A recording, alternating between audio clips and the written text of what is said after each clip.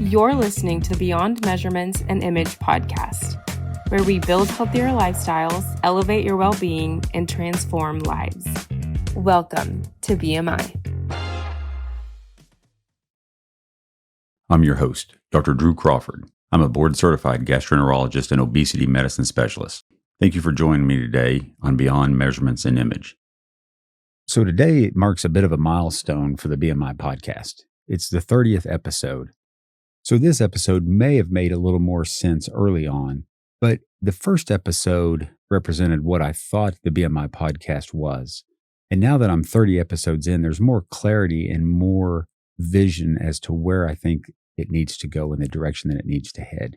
And likely when we're at 60 or 100 or whatever the number is, there's likely to be pivots to the podcast going forward. But this, I think, serves as a good overview for where I see this going. And I think it's good for the listeners to hear and potential guests to hear. So Haley, who you met on our last episode, will give you a series of questions and I'll answer them to the best of my ability. And I hope you enjoy. What's the story behind starting the BMI podcast? Well, the origins of the podcast really stemmed from multiple conversations that I have with patients of mine. Needless to say, I'm a big fan of health and wellness. And as a physician, I see that there's so much that we're told that really isn't accurate. It's just nice to have a venue to be able to get information out as I see it.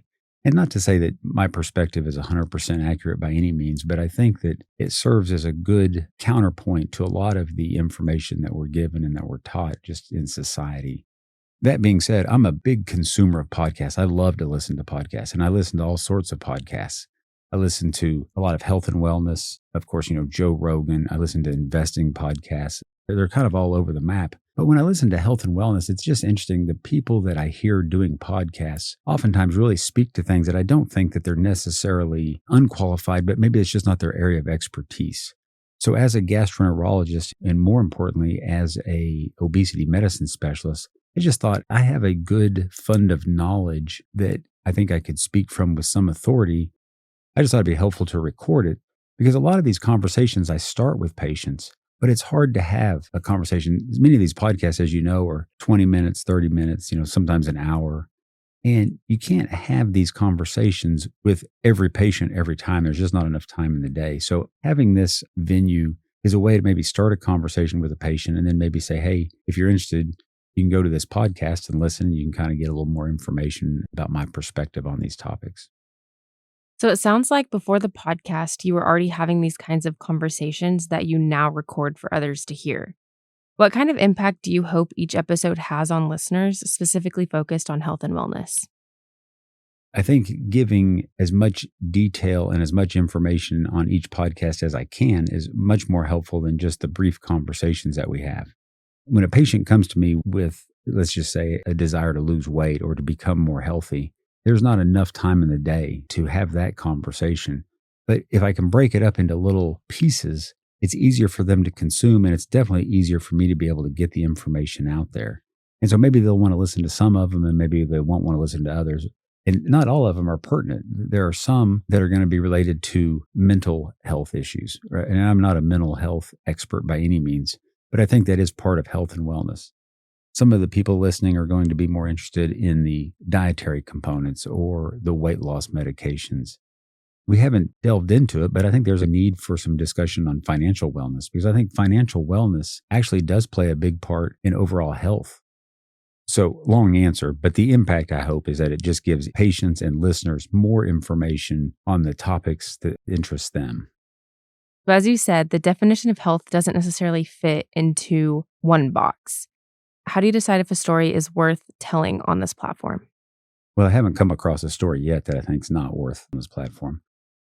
Definitely, we want it to be health related, but that's a very broad definition. So like I said, it can be, health, like physiologic health. I think it could be mental health. I definitely think financial health is a part of it. Spiritual health or just personal health, relationship. I think all these are important components to healthy lifestyles. And so I don't see any particular topic that I would just say absolutely doesn't fit. If somebody wanted to come talk about motorcycles or something, maybe that isn't a good fit. But when it comes to health and wellness, I think there's a very broad definition, and I think we ought to not limit the podcast to just simple physiologic issues such as obesity. What's one thing that you wish every guest understood before they come on the BMI podcast and what you hope they walk away with after their episode is finished?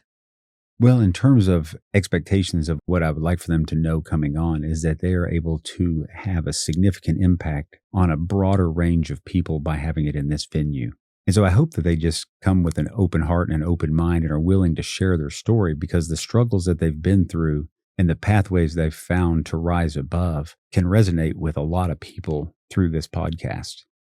And then I hope when they leave, I hope they recognize that very same thing. I hope they recognize that by sharing their story really could serve a good purpose for a whole lot of people going forward. I just hope they understand that this is a venue where they can tell their story honestly and that it's out there for everybody to hear, but that there's so much impact that they can have. And I just think the more open and honest they are to the level that they're comfortable, that the more benefit other people will have from that. So it sounds like relatability is a really big aspect for the BMI podcast. Have there been any moments during an interview or episode where you thought, this is exactly why I started this? Well, I don't know if it's so much during the interview, but I have gotten a fair amount of feedback from various people who have listened to episodes and then sent that on to other people who would benefit from those specific episodes. And so it's just nice to see the force multiplier that having it in a podcast format can deliver. When I'm having these health and wellness conversations, or even some of these other types of conversations that we've had on the podcast, particularly the health and wellness ones, obesity related, if it's just me, it's just one-on-one with a patient. But by having it in this venue, the reach is just significantly greater than just a one-on-one conversation. And although I love the one-on-one conversations, it's nice to think that this knowledge can be imparted to multiple people just through listening on their schedule at their time and on their terms. It sounds like the BMI podcast is serving the purpose that you originally wanted it to serve. But what's been the most surprising thing that you've learned about through hosting this podcast? As you've seen on the website, and I may have even mentioned it early on, I always wanted to be a DJ. That was just kind of my dream when I was in high school. And obviously I went a different route and it turned out okay for me. But I always just thought the DJs got on there and ad-libbed and it was just funny and they just come up with these great ideas sort of on the fly.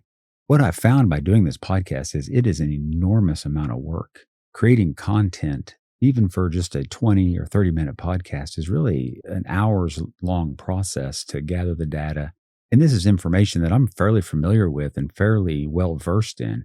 But to be able to consume the information, organize it in my mind, and then be able to draw an outline so that I can carry on a conversation either with somebody or present it in such a way that it's manageable for listeners, it just surprises me how much work is involved. And so when I watch people on YouTube or other podcasters or just listening to the radio, the DJs, I just really have a great appreciation for the amount of work that goes into all of this. But it's a labor of love. I really enjoy doing it. I think it makes me a better doctor. It kind of forces me into a little bit deeper understanding of some of the literature. So I think in a lot of ways, I'm the beneficiary more than the listeners. If the BMI were to grow into something bigger than just a podcast, what would that look like? Well, I don't know. I mean, I think ideally it would just grow into a bigger podcast as opposed to growing into something different.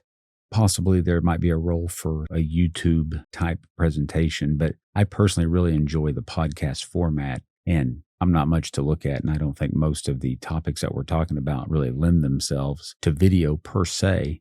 So I would like to just see this grow, and I would love to see the reach of this just expand.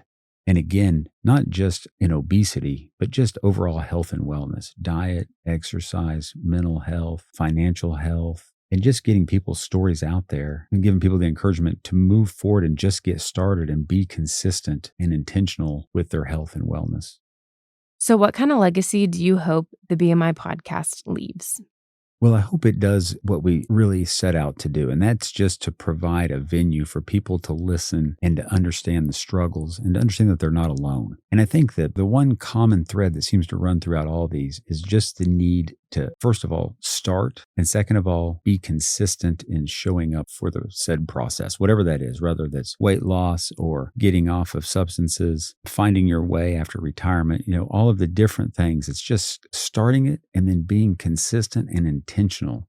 I hope the podcast continues for many years to come. And I do hope that that message just continues to resonate, that you don't have to strive for perfection from the very beginning. You just have to get started and then work out the details. And if you fall off the wagon, you just get back on and you just keep going and you just keep working. And consistency is the key to all of these things. So I hope that is ultimately the legacy, that 1 year, 5 years, or 10 years, there's a long list of episodes of the BMI podcast that you can go pick from. But I bet no matter how many we have, I bet those common threads of getting started, being consistent, and being intentional, I think they'll weave throughout for all of the podcasts to come.